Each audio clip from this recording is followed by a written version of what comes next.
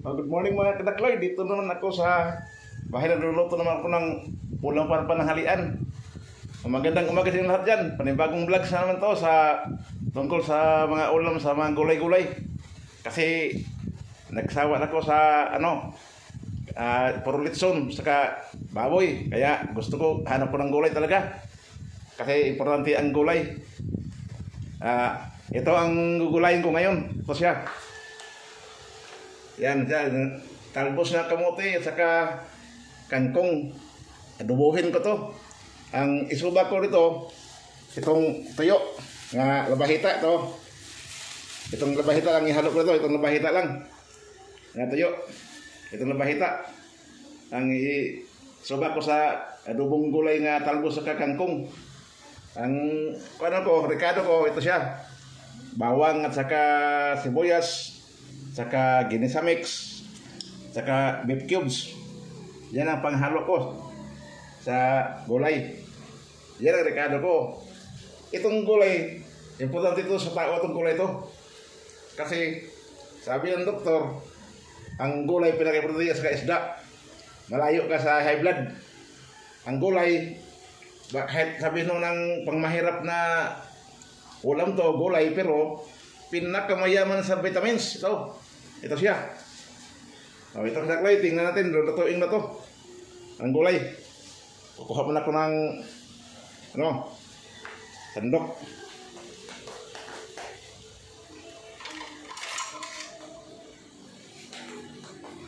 Magandang umaga lahat sa lahat nyo dyan ng mga subscriber ko, mga viewers. Dito ako, luluto naman ako ng gulay ngayon. Ihanda ko na dito para lutuin ko.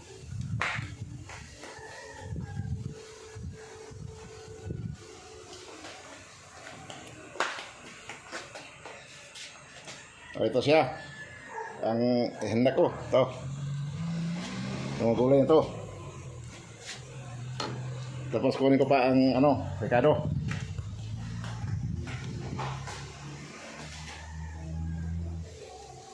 Ito ang lahat ng pangrekado ko to. Ito siya.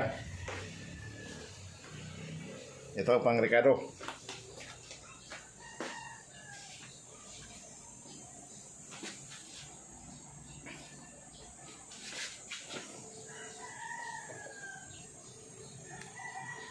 Ito lang lahat. Ito na. Ready na.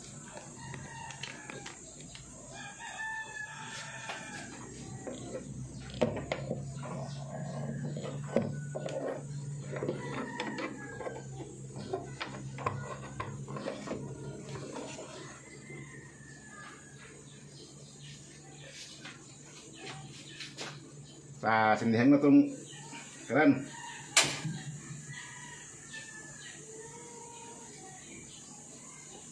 Tapos lagyan ko ng mantika. Ito, mantika ulit ito. Ang isabaw ko nito, kunting lang, sabaw. Kalahating baso lang kasi pag adobo itong gulay. Pag dami ng sabaw, wala ng lasa. Kailangan kunting sabaw lang, mga kalahating baso.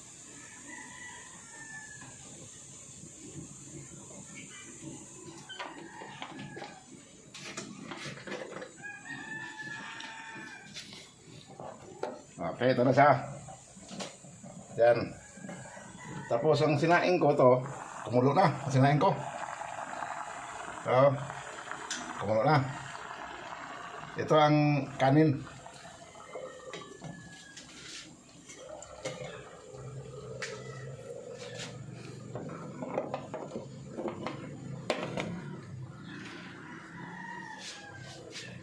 Ngayon ang gulay ko lang lulutuin ngayon.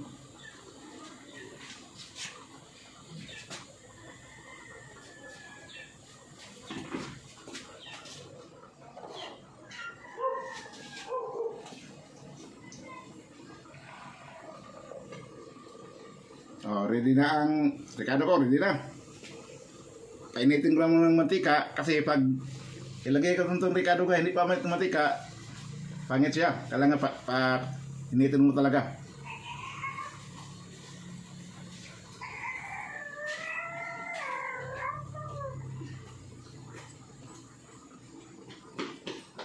O, ilagay ko ng bawang.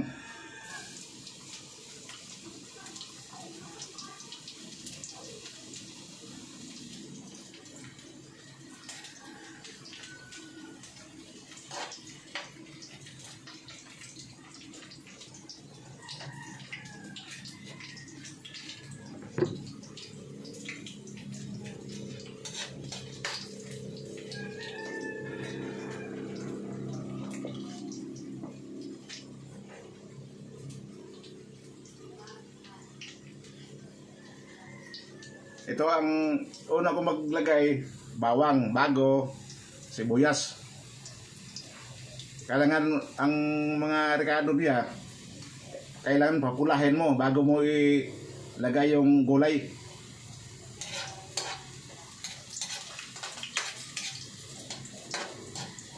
O, shout out ko pala sa Cavite City, si Chris Rico.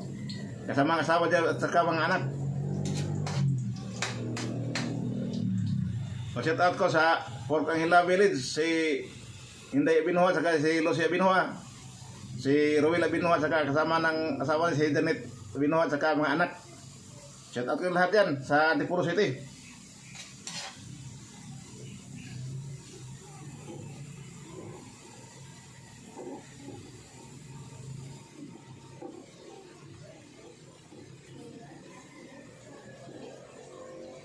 O, ito na, isunod ko si sibuyas. Yan. Shout out ko si Arte Kayan, kasama ng asawa niya at saka mga anak. O, kumusta kayo Noy sa Bikotan? Dito ako, nagluluto ko ng adobong talbos sa kangkong. Subakan ko ng tuyo.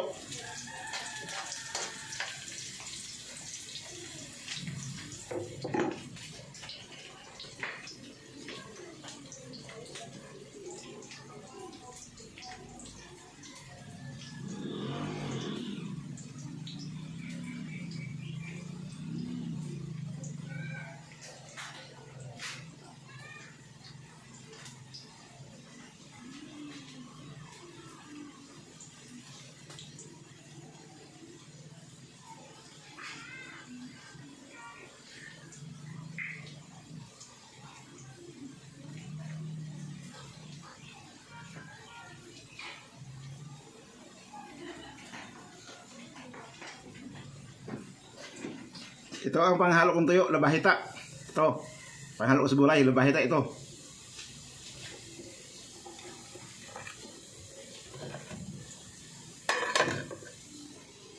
O, ngayon, ilagay ko ng itong talbos ng kamuti. Unang ilagay ko.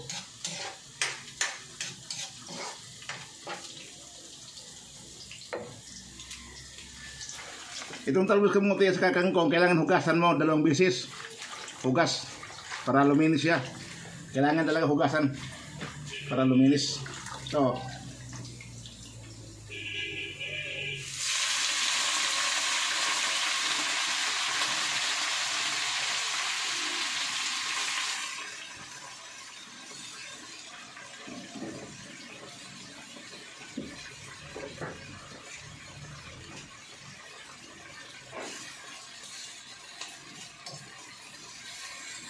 kailangan kain to para madaling bumaba ang niya, para hindi mapuno ang kawali, para bumaba ang gulay.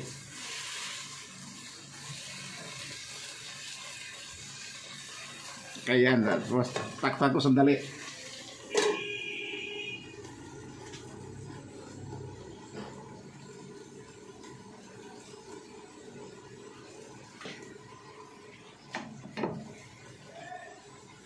O, ngayon, isunod ko na ang kangkong.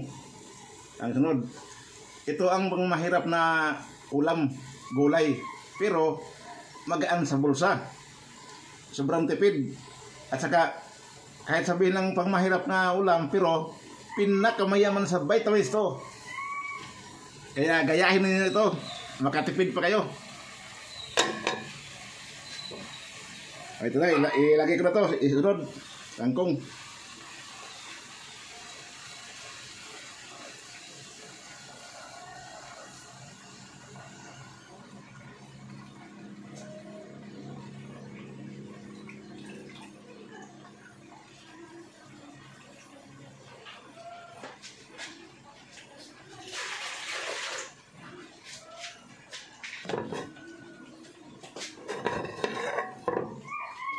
Oh, kain na to.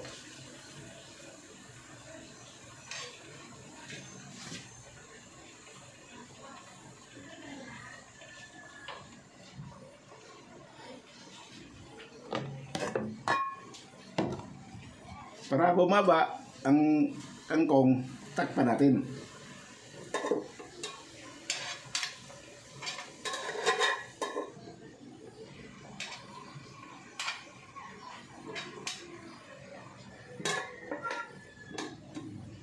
Okay, relay. Nalagay ko na lahat ng gulay. Shout out ko pala sa sa mga viewers ko ngayon. Shout out ko si Rolly Estupia, saka Dulpa Estupia, saka Idang Luigo sa Caloocan. Dito ako nagluluto ko ng gulay. Ang subak, labahita, nga daing, labahita. Ang ihalo ko.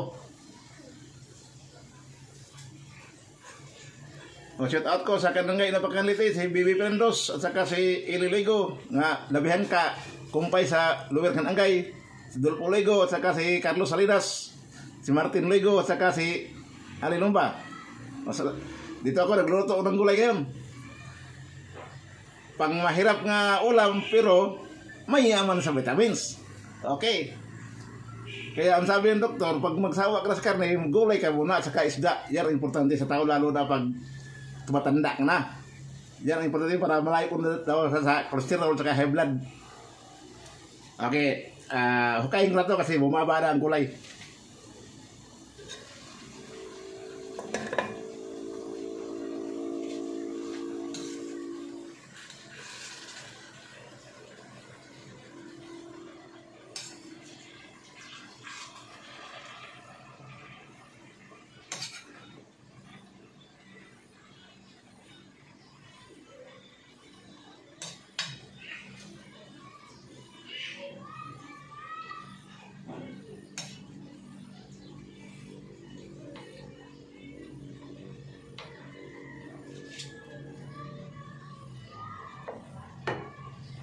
Tapos isunod ko to ang labahita, sunod na paglagay.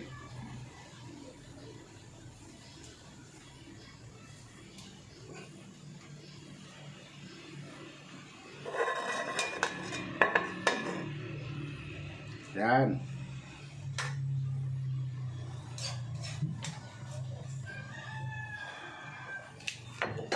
Tapos isunod ko rin ang ginisa mix.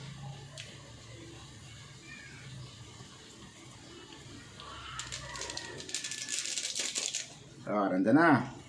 Tapos isunod ko na rin ang beef cubes. Ang pinakamasarap sa mga luto ng gulay, mag beef cubes ka na.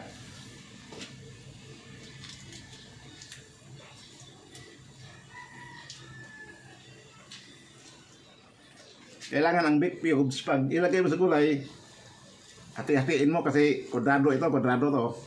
Oh, hinati-hati ko. Oh.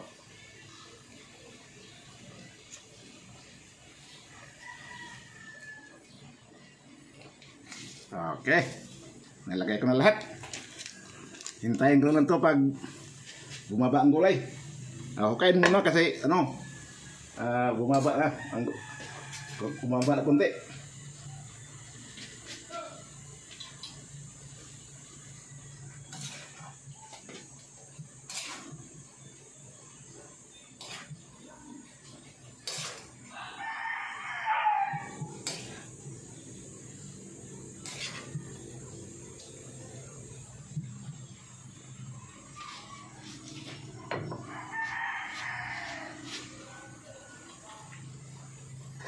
Tapos, takpan ko to. Kukuha mo na ko ng tubig na kalating baso. Ang ilagay ko dyan. Kalating baso lang.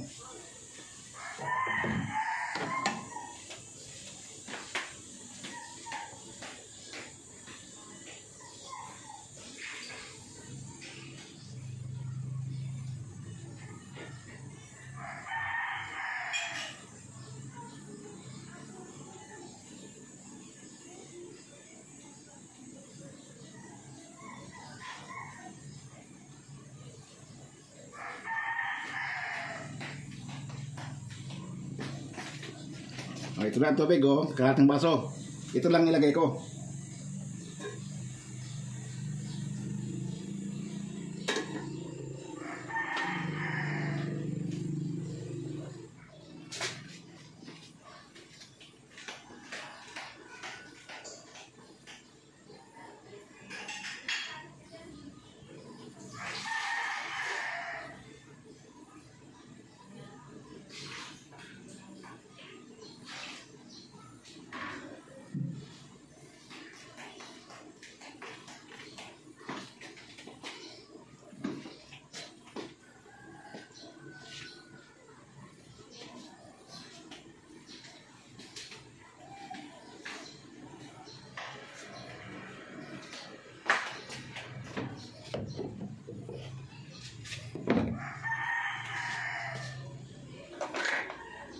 Oh, ngayon kadakloy, ang itimpla ko to toyo.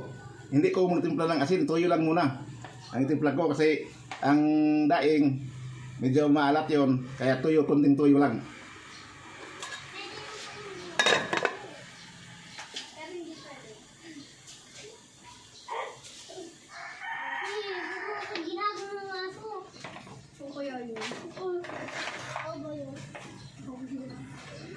O, nalagyan ko ng toyo.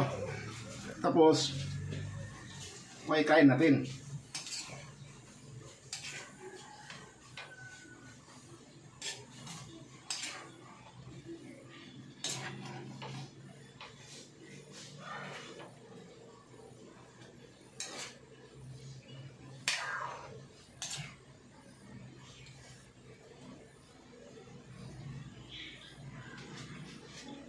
Okay. Tapos, takpan ko muna. Okay, nandiyan na lahat. Lagay ko na lahat. Ganun lang kasimple. Simpleng ulam lang. Talbos saka kangkong. Halagang 25 pesos lang kasi ang kangkong 15, ang talbos 10. O, halagang 25 pesos lang. Ulam na. Okay. Kaya kayo gayahin ninyo kasi malaking tipid to. At saka mayaman sa vitamins.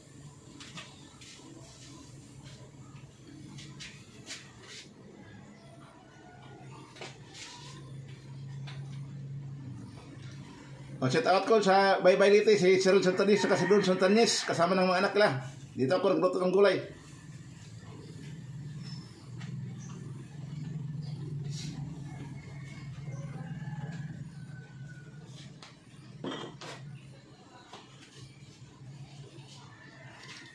Okay, tikman ko kung tama ba ang templada. Ang tubig na sa baw niya. Tikman ko.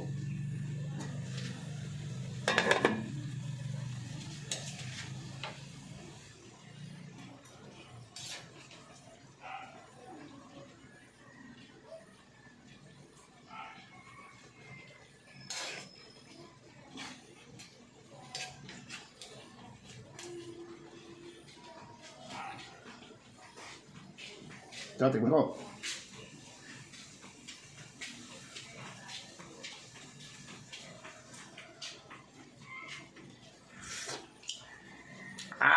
Sarap talaga.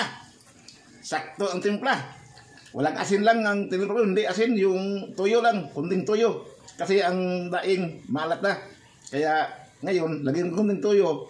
Pagtikim ko, sobrang sarap. Ayos. Ito na ang finished product. O, dito ito kakloy, okay na. Pananghalian na. Ulam na.